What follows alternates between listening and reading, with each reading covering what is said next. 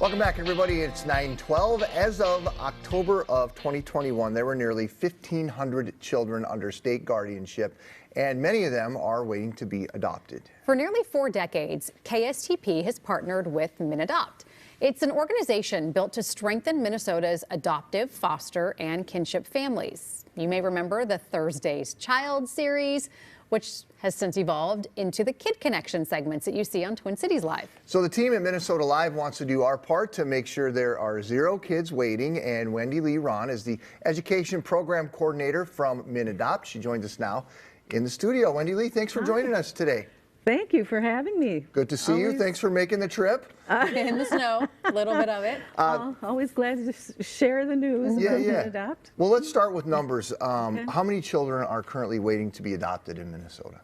Well, we just did a big training yesterday, and on the screen we had a slide that said at this moment, and these numbers are fluid, of course, sure. but approximately 700 kids are waiting and in need of a permanent home immediately. So that's a big number. It's a lot of kids, and they range in age and ethnicity and sibling groups and singles, and there's all kinds of kids. All kinds of kids need all kinds of families. That's one of the things that we've said over the years. And tell us about these kids. Where do these kids come from? Well, they come from homes that are not safe for them for any number of reasons. And most often, currently, of course, it's about addiction, drug addiction, alcohol, child abuse, trauma. They come from trauma of some sort, and we work with families and children statewide. So there's a big need for families all across the state, for foster families and adoptive families. And a lot of children now, currently the trend, I think, and it's a good one, is to have children go into kinship care, which would mean a relative or a close friend of the family, someone that the child knows.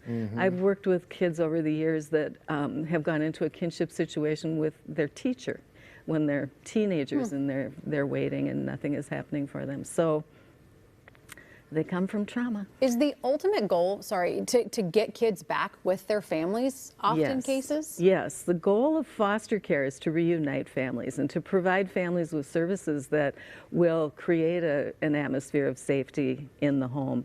And when you look at the numbers of children that are in foster care or have been, it's a very high number, but more than half of those kids do go back home.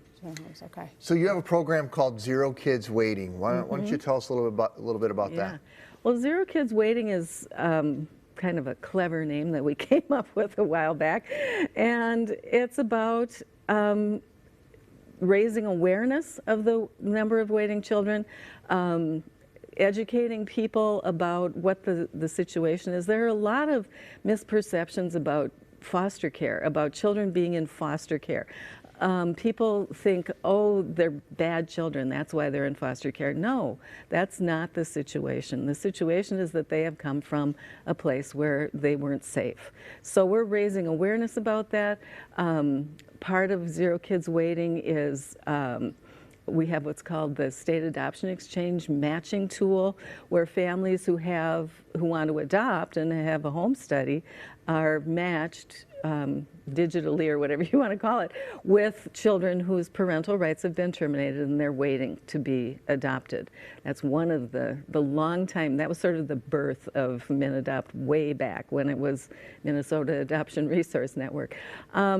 So it's about raising awareness, it's about fundraising things, like we're having a back to school event, which is tied to a 5K in May, which thank you for raising awareness about that.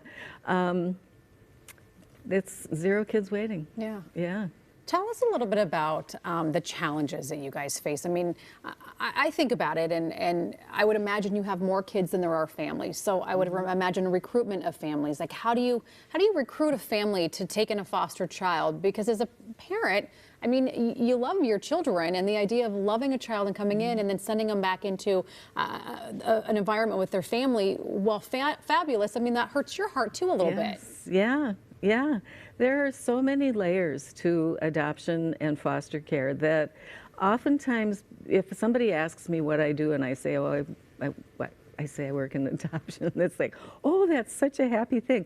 Well, yeah, there's a lot of happiness to it, but there's also a lot of grief and loss. And so it takes people who have a capacity big enough to hold that grief and loss, and at the same time care for a child that's not born to them and do what's best for the child. We always talk about in the best interest of the child. Well, if it's in the best interest, and sometimes the foster parents are going to think, no, this isn't in their best interest.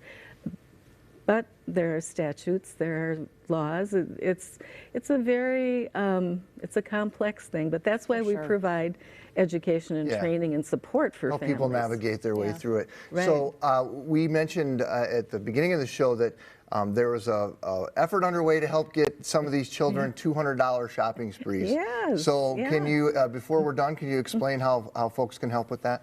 Sure. We have a thing in May that I believe you have a right there. It is. 5K. May 15th. May 15th at Rosslyn Park in Edina. You can walk, run, dance, whatever you want to do. You don't have to go the distance. Just be there. That raises money for kids to go on a shopping spree and for back to school. You know, foster parents get funding for clothes and those kinds of things, but what's the fun thing that you'd like to have to wear to school or bring to school or whatever it is? So, you know, when we're asked what can people do to help, you can consider being a foster parent. You can donate. You can volunteer. If 1 or 100 people see this and say, "Wow, this really strikes a spark in my heart. I'm going to think about this." Give us a call because we can help you all along the way. That is wonderful. Thank you so much for everything you're welcome. doing, and it's a noble effort, but it is a complicated effort too. Yes, so yes, we it is. appreciate it. Yeah, thank you. All right, again, thank you, Wendylee. The link to register for that 5K run, walk, or dance, as she put it, is at minnesotalive.com. And on the MinAdopt website, you'll find all of Kelly Hansen's Kid Connection stories, highlighting the personalities of children in Minnesota's foster care system. A link to that page is also at minnesotalive.com. And if you know